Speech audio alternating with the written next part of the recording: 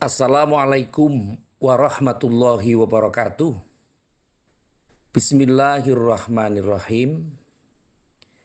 Kadang kita harus berpikir secara jernih tentang lingkungan-lingkungan di sekitar kita. Kalau kita sebagai tokoh atau pemuka masyarakat atau pejabat publik atau bahkan orang yang berperan untuk memberikan kemampuan untuk berkeputusan, memberikan decision maker, atau kondisi-kondisi lain yang acuannya adalah penentu kebijakan, tentu sebenarnya harus juga mempertimbangkan dan memperhatikan situasi terkini yang terjadi di ranah masyarakat kita. Baik di lingkungan keluarga, di lingkungan sekolah, masyarakat, atau di ranah yang lebih luas lagi.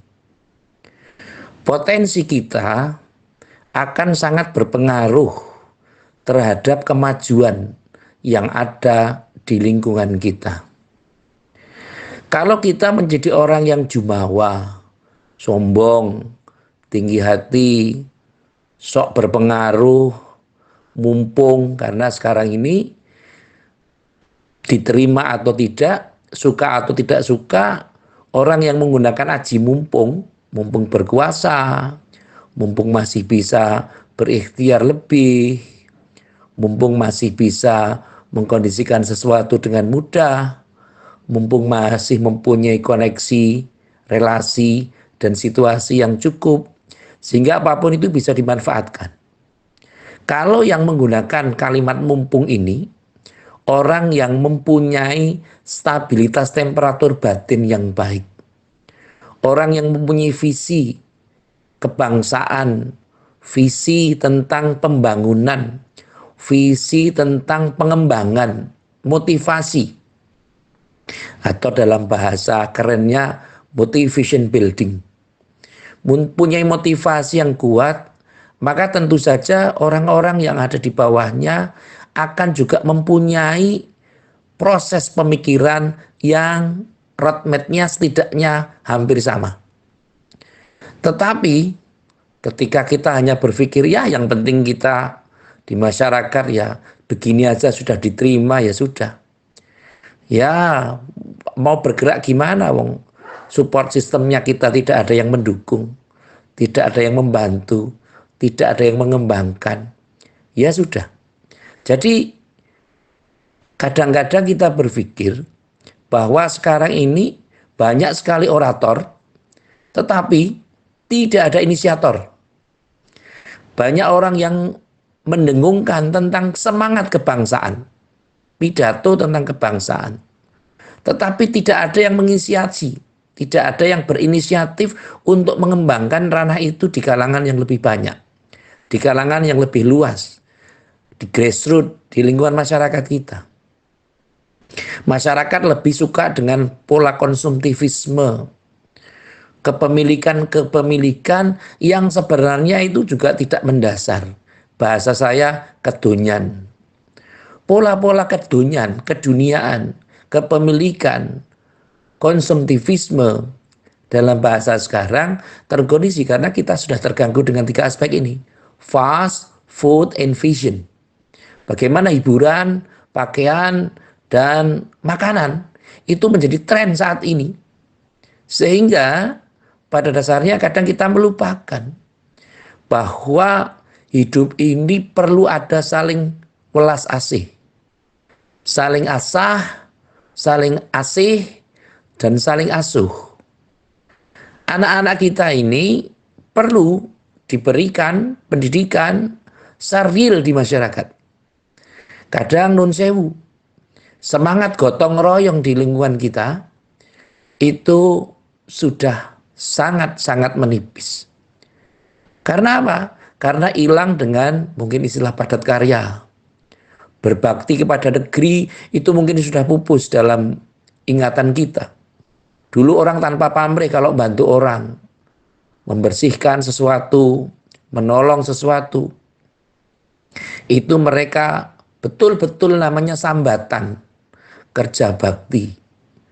Artinya kerja bakti itu ya kerja bakti. Sekarang istilah itu hampir tidak ada.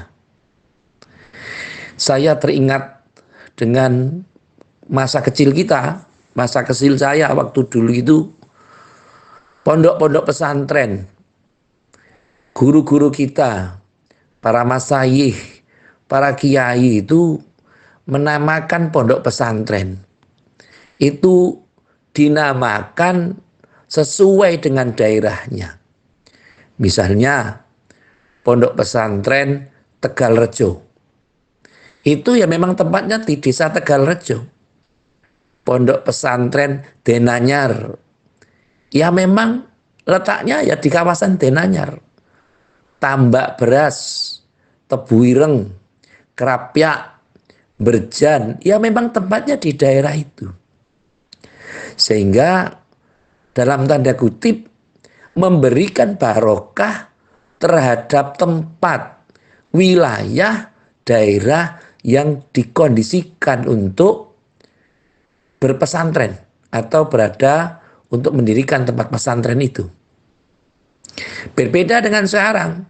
Kadang sekarang ini pondok pesantren sudah menggunakan nama-nama yang tentu saja kearab-araban yang jauh dari apa yang dikondisikan untuk masa lalu.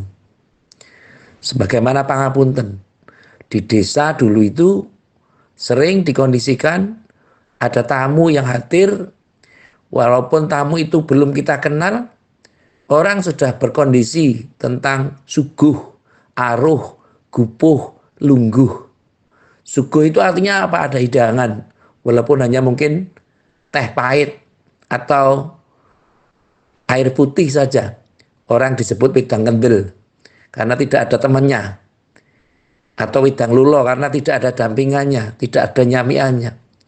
Tapi untuk saat ini mungkin orang datang, kita ingin orang yang belum kita kenal, yang perlu kita tanyakan mungkin ada nggak identitasnya, KTP-nya ada apa tidak, pengenalnya ada apa tidak, SIM-nya punya apa enggak, dan seterusnya.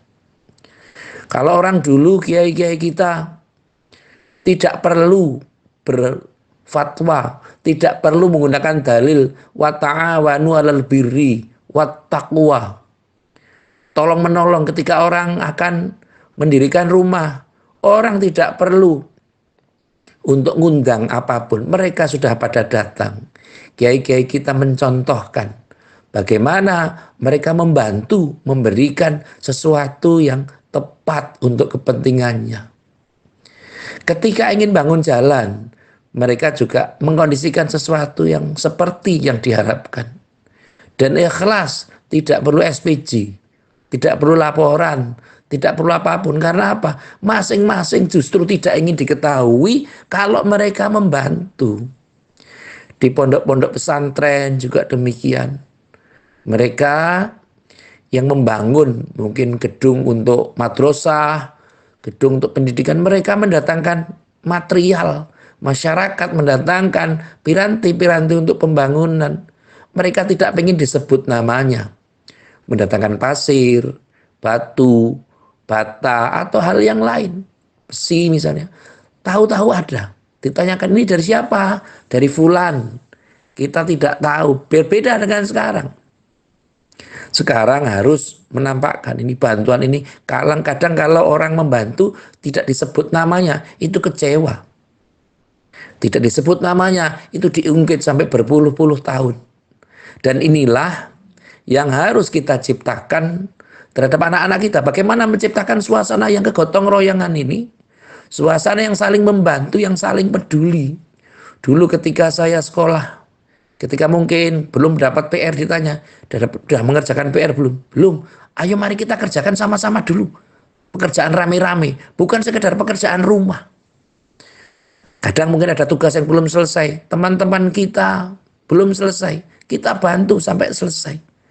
Kadang sampai malam hari, bahkan sampai pagi hari lagi mengerjakan tugas, terutama kalau kita ingat teman-teman kita yang kos, teman-teman kita yang jauh dari lingkungan rumah kita, betapa solidaritas mereka sangat tinggi terhadap kita.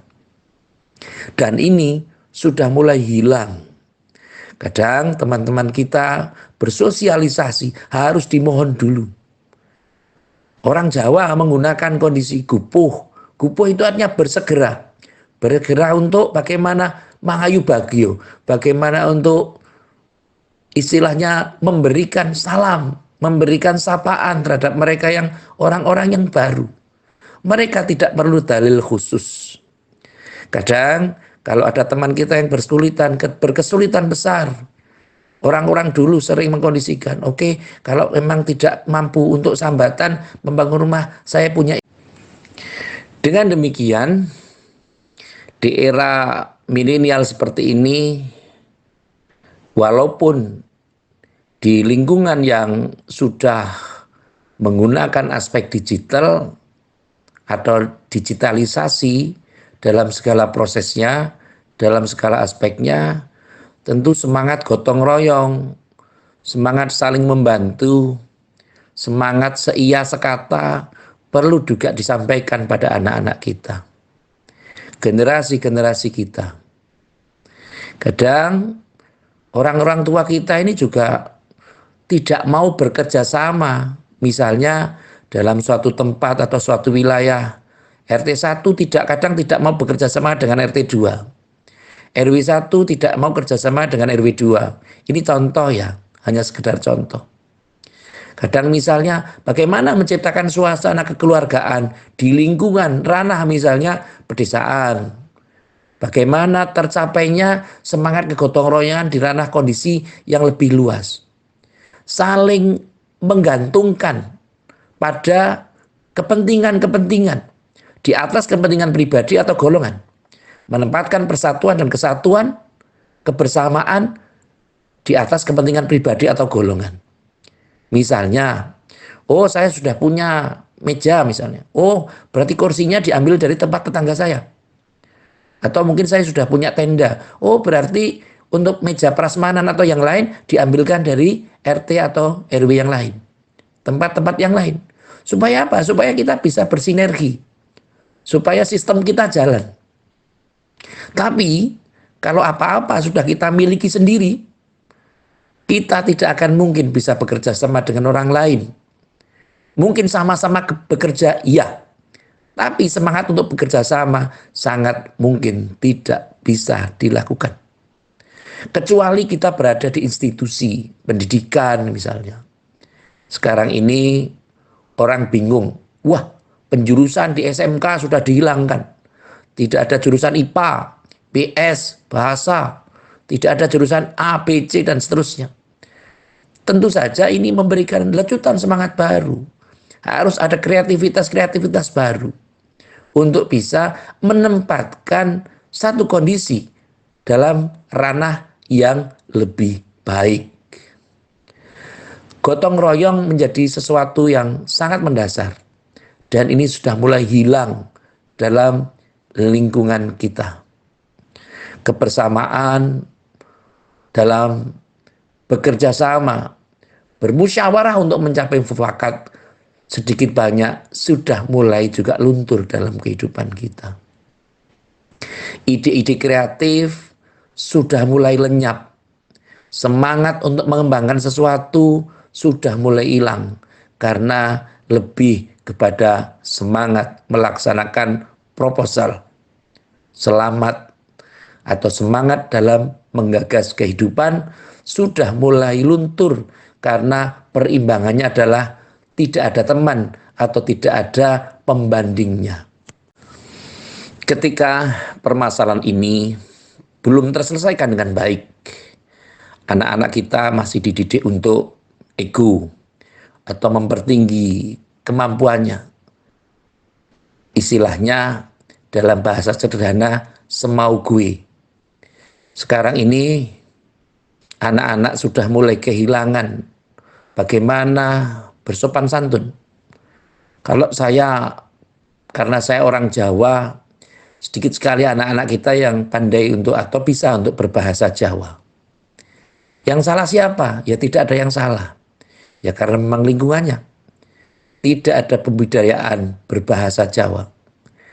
Dalam lingkungan sekolah tidak dimasyarakatkan, walau hanya misalnya yang 6 hari mungkin dikondisikan 2 hari saja atau 1 hari saja untuk berbahasa Jawa.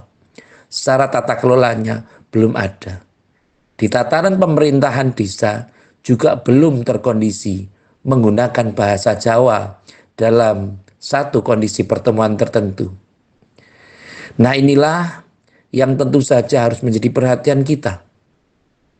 Kalau kita ingin memahamkan pada kondisi, pada generasi sesudah kita, pada generasi anak-anak kita, maka tentu saja kita harus berani untuk memutus generasi yang simpel. Kita harus berani memotong periode-periode yang tidak baik untuk digantikan menjadi sesuatu yang baik. Kelemahan dalam berinteraksi, kelemahan dalam berkoordinasi, kelemahan dalam berkomunikasi harus segera ditutupi. Anak-anak kita jangan menjadi generasi yang individual, meskipun mereka di jalur media sosial, tapi tentu saja mereka harus juga mengetahui adab, sopan santun dalam bermedia, kode etik, bagaimana mereka mensikapi kehidupan dengan cara-cara yang baik. Jangan sampai anak-anak diajari dengan istilah sopo siro, sopo ingsun, sopo siro tanding ingsun. Siapa saya, siapa Anda, siapa saya lawan Anda. Dan ini tidak akan sangat baik untuk di kemudian hari.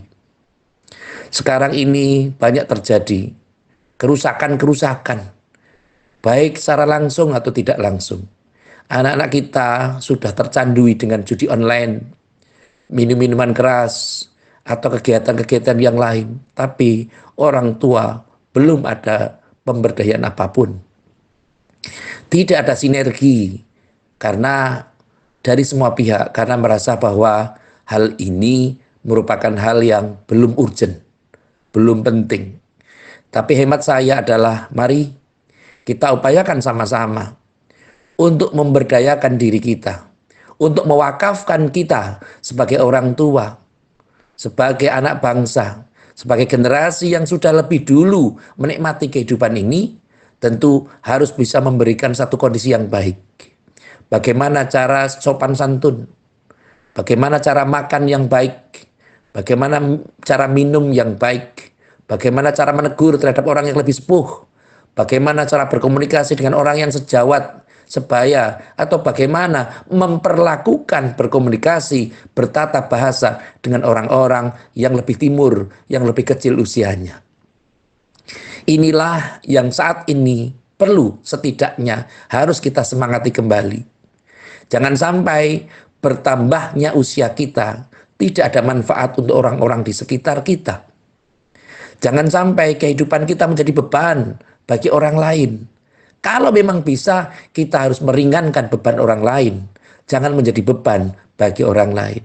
Termasuk dalam tata kelola pemerintah, jangan pesimis terhadap pembangunan, tapi harus optimis. Semoga yang sedikit ini bisa menjadikan pengayaan terhadap kita. Dan mari kita saling menggali, berpikir tentang bagaimana upaya bahwa kehidupan kita tidak untuk kita sendiri, tetapi untuk orang-orang yang berada di kawasan kita. Saya akan menggunakan bahasa yang dulu pernah digunakan oleh orang-orang yang telah mendahului kita, bahwa desa kita, tempat kita bernaung ini adalah bukan milik kita, tetapi adalah titipan dari anak cucu kita, buyut kita, canggah kita. Sehingga perlu kita, kalau jadi pengurus, maka jangan menjadi penguras. Jangan menjadi mumpung, menggunakan aji mumpung untuk mengamankan diri kita. Jangan menggunakan kalimat, saya menggunakan akronim SDM, selamatkan diri masing-masing, tapi kembalikan kepada sumber daya manusia. Manusia yang benar-benar mempunyai sumber daya, manusia yang berdaya dan mempunyai sumber kekuatan yang luar biasa.